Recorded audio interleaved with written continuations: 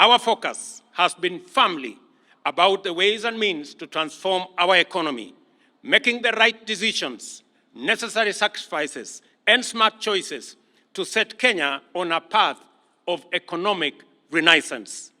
This transformation began with all of us, as the people of Kenya, making immense sacrifices and huge contributions together to pull back our country from the brink of debt distress. The greatness and patriotic devotion of the people of Kenya have been on display during the past year. Together, we have made the right choices, sometimes taken very difficult and painful decisions to steer Kenya back from the edge of a catastrophic cliff of debt distress and move our country in a new direction.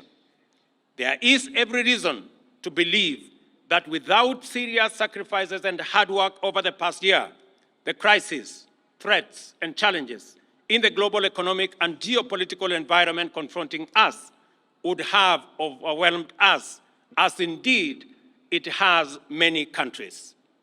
We have had to make our contribution to the struggle for the nation's economic sovereignty. We have had to cut back significantly on expenditure and to defer the implementation of critical development programs to stabilize our economy. The policy measures required to mobilize necessary revenues have been difficult, but they were our only way and means of escape. Though painful, the sacrifices we have made, which would not only make our freedom fighters proud, are also absolutely necessary at a time as this and in situations that we find ourselves, and is the guarantee of our nation's economic stability. Proudly, these sacrifices have paid off.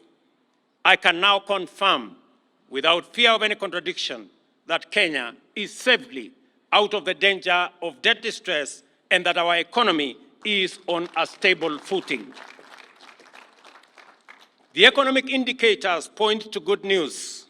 Inflation is now 6.8%, down from a high of 9.2% a year ago. In the last 6 months, our GDP has grown at a rate of 5.4%, making Kenya the 29th fastest growing economy in the world, according to the World Bank. There is no question about it. What we have done together, the price we have paid together, and the sacrifices we have made together have rescued our country from an economic catastrophe. After navigating our ways out of the difficult and complicated debt situation, our second action is to accelerate economic progress, which is the cardinal assignment of our generation.